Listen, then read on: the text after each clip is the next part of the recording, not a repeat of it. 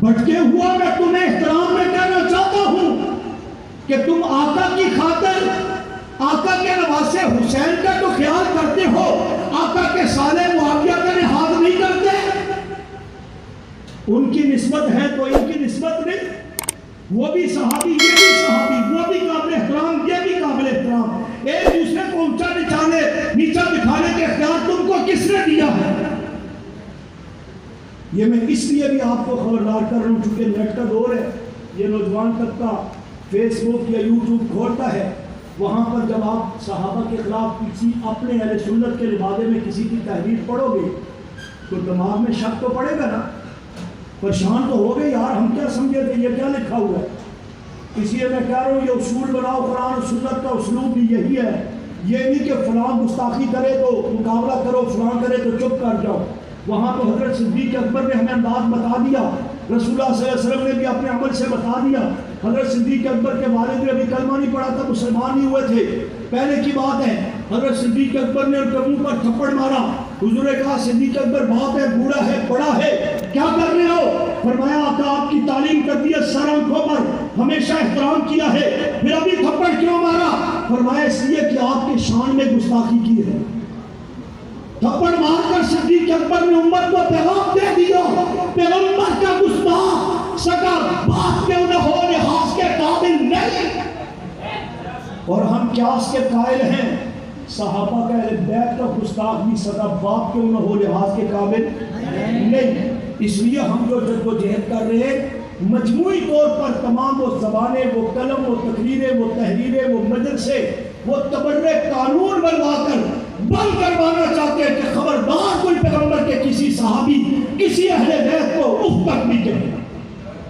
یہ ہونا چاہیے نہیں ہونا چاہیے؟ ہونا چاہیے۔ گستاخی کے دروازے بند ہونے چاہیے نہیں ہونی چاہیے؟ تو میں آج کر رہا تھا حضرت خبیب رضی اللہ تعالیٰ نے جام شہادت نوش کر لیا، لیکن سر فرو ہو گئے، دشمن کے سامنے نہ جھکے نہ بھیگے، نہ کوئی کمزوری دکھائی، نہ کوئی اخلاق کی کمزوری۔ ان کے ایمان افروز کردار اور جرأت اور استقامت کو دیکھ کر وہ کافرہ عورت جس کا باپ ان کے ہاتھوں سے قتل ہوا تھا وہ بھی صحابی کی عظمت کا قائل ہو کر کے کلمہ پڑھتی ہے، اشہدو ان لا الہ الا اللہ و اشہدو ان محمد رسول اللہ۔ بات اختتام کی طرف لاؤں، تیسرا صحابی حضرت زید رضی اللہ تعالیٰ عنہ کافروں کے نرغے میں ہے، اسی سفر کے مہینے کی یہ بات کر رہا ہوں۔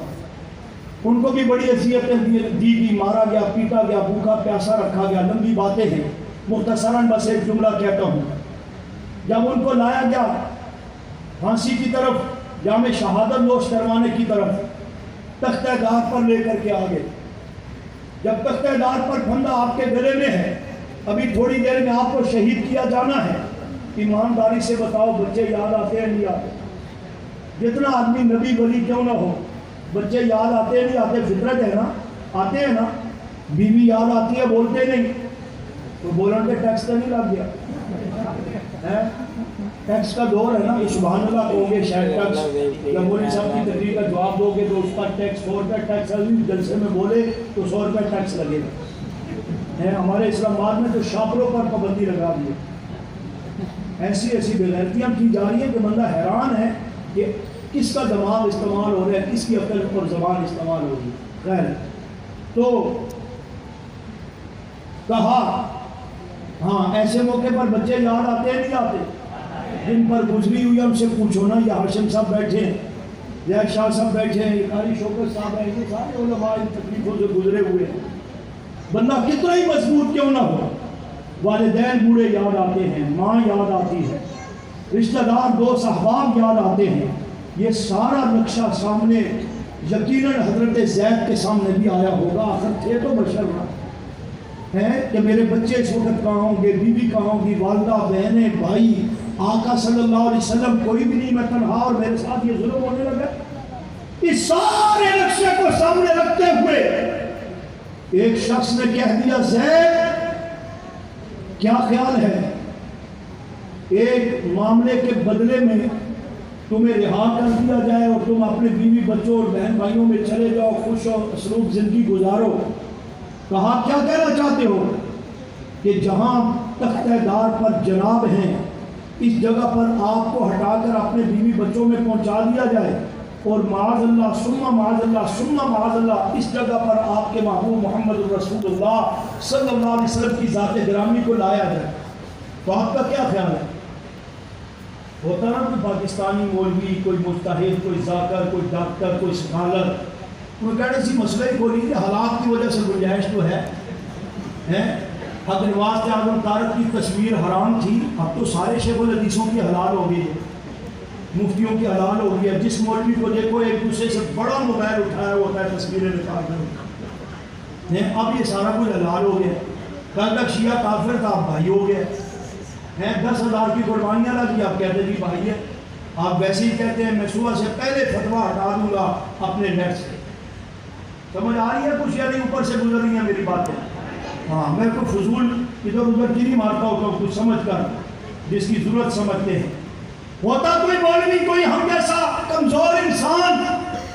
انہیں کہنا ہے 100 طریقے نکال لینا، کوئی فتوے میں گنجائش، کوئی ادھر کوئی ادھر، کوئی یہ وہ کر کے چوٹے چنانچہ، مگر دراصل پر مگر مقام صحابہ یہ ہے، بات لمبی بھی ہو جائے گی، دلائل قرآن سنت میں بھی ہے، لیکن مثال کے طور پر ایک بات کہتا ہوں، میں نے مولانا خلیل سراج صاحب دامت برکاتہ عالیہ کی گفتگو میں سنا، دلیل کے طور پر سنی بات نہیں بیان کرتے، مثال کے طور پہ بیان کر رہا ہوں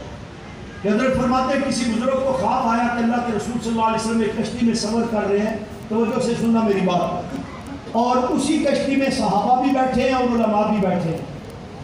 طوفان بڑھتا ہے، کشتی بھنور میں پھنس جاتی ہے،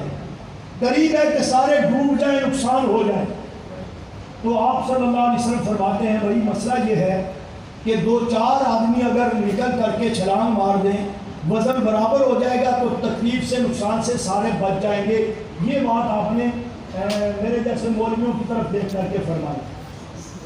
تو کہتے ہیں جب آپ نے ادھر دیکھ کر کہا مقصد یہ تھا 2-4 مولوی ذرا پارے پارے چھال مارو تاکہ وزن ٹھیک ہو جائے، کشتی بچ جائے، تو کئی میرے جیسے کیوں کہتے ہیں